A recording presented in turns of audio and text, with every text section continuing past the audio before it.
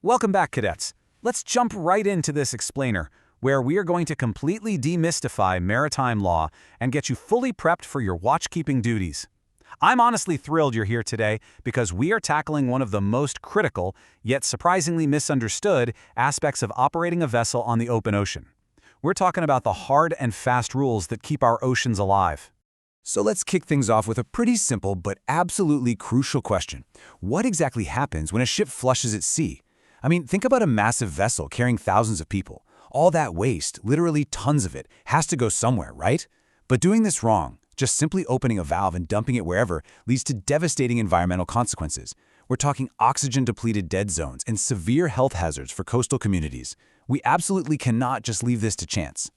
Well, to stop that kind of devastation, we rely on MARPOL Annex IV. You can basically think of this as the ultimate rulebook for ocean waste management. It's a strict international set of regulations dedicated specifically to preventing pollution by sewage from ships. It completely takes the guesswork out of the equation by dictating exactly where and exactly how vessels are legally allowed to discharge waste. Mastering this rulebook isn't just about passing an exam, it's about your legal and moral responsibility at sea. Here is today's course syllabus. First, the ocean sewage problem. Second, who follows the rules? Third, the 3 approved systems. Fourth, distance and speed rules. And finally, number 5, passing your cadet exam. All right, let's start with Section 1, the ocean sewage problem and the high stakes on the high seas. Look, without these regulations, dumping raw sewage literally destroys marine ecosystems. When untreated waste hits the water, it acts as fuel for massive bacterial blooms, and these bacteria, they consume all the available oxygen, creating literal dead zones where marine life simply suffocates. Throw in the severe human health hazards from waterborne pathogens, plus the incredibly gross visual pollution of ruined coastal areas, and you can clearly see why stopping this is priority number 1. Moving right along to Section 2, who follows the rules? Let's take a look at the fleet thresholds. Okay, so the absolute first major threshold you've got to memorize is 400 gross tonnage and above. Think of your average mid-sized coastal freighter. If your vessel hits this size, which covers the vast majority of commercial shipping, cargo vessels, and large yachts, congratulations, MARPOL Annex IV applies to you in full. You are bound by these regulations every single time you leave port. But hang on, what if your ship is smaller than that? Well, the rules absolutely still apply if your vessel is certified to carry more than 15 persons. And notice I said 15 persons, not just passengers. That includes the crew, the guests, and any supernumeraries on board. So even a sleek 300-ton private yacht packing 16 people is legally required to follow the exact same sewage regulations as a massive cargo freighter. And if your vessel hits either of those numbers, 400 gross tonnage or 15 persons, you don't just get to follow the rules on the honor system. Nope, you actually must be officially surveyed by the Maritime Administration, and you are required to carry an International Sewage Pollution Prevention, or ISPP, certificate on board. Without this official piece of paper validating your systems, you cannot legally operate internationally, period. Let's head down into the engine room now for Section 3, the 3 approved systems. Once you're down in the engine room, you're going to find one of 3 approved systems. First up is the Sewage Treatment Plant, or STP, which uses biological or chemical processes to fully treat waste until there are 0 visible solids and no discoloration. Second is the comminuting system. This one physically grinds up the sewage and zaps it with UV light or chemicals, leaving it disinfected but only partially treated. And finally, the holding tank. This one does 0 treating. It basically just acts as a vault for raw sewage until you are legally allowed to discharge it.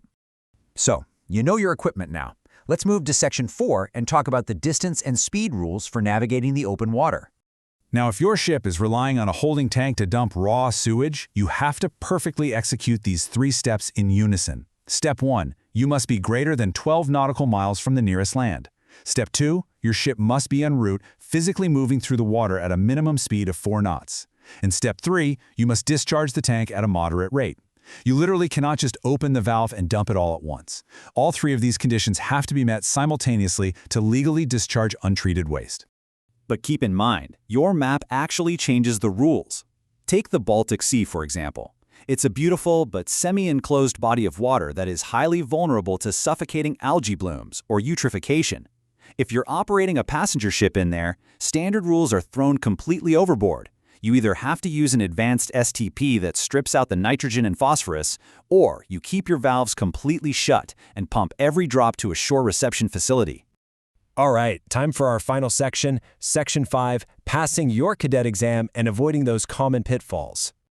Let me tell you, examiners absolutely love to test this one. The difference between black water and gray water. MARPOL Annex IV strictly targets black water. That's the highly contaminated drainage from toilets, urinals, and medical premises. Conversely, gray water, which is the sudsy runoff from your morning shower, the wash basins, or the laundry machines, is generally unregulated. Do not mix up the two on your exam, or you will definitely fail before you even leave port. You've also got to remember the legal definition of nearest land. This catches cadets out all the time. In MARPOL, nearest land does not just mean the physical sandy beach where people are sunbathing. No, it's measured from the official legal baseline that establishes the territorial sea. In places with fringing reefs or complex archipelagos, that invisible legal baseline can extend miles and miles offshore from the actual physical coast. You must check your charts, you can't just look out the window. And please, never forget the physical logic behind the 4-knot rule. You don't just need to be moving, you have to be moving fast enough so the ship's wake can safely and effectively disperse the untreated effluent. If you're just crawling along at 1 knot, or you're dead in the water, you are just creating a concentrated toxic cloud right under your hull. 4 knots is the absolute minimum to ensure proper mixing with the ocean water. Well, now that you've made it through the cadet crash course on MARPOL Annex IV, I want to leave you with one final pressing thought.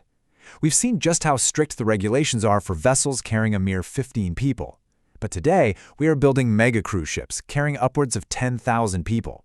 As maritime travel continues to scale up globally, are our current systems and the natural dispersal power of our oceans truly going to stay clean enough to handle the tide? Keep that in mind next time you step onto the bridge. Thanks for joining me on this explainer, and as always, stay curious.